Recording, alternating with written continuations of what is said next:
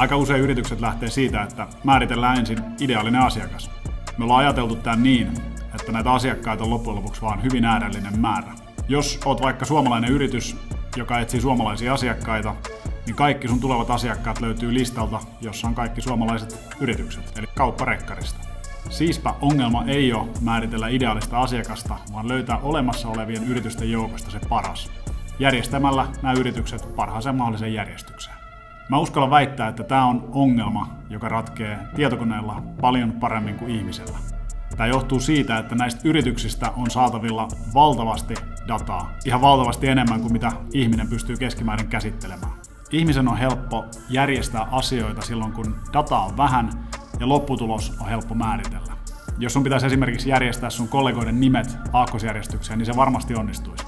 Mutta sitten kun lopputulos ei olekaan niin selvä ja data on paljon, ja jos yhtälöön liittyy vielä jotain subjektiivisia näkemyksiä, niin homma alkaa mennä aika monimutkaiseksi. Mieti vaikka, jos sun pitäisi valita treffiravintola tai paras leffa 10 hengen leffa-iltaan. Ei ihan suoraviivasta ainakaan monille meistä.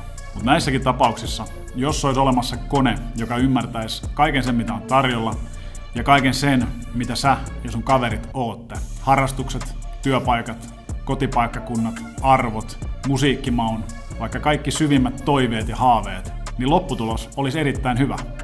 Se kone osaisi ottaa huomioon kaikki nämä pienimmätkin asiat ja löytää sulle parhaan mahdollisen vaihtoehdon. Yritysten järjestämisessä on kyse täsmälleen samasta ongelmasta.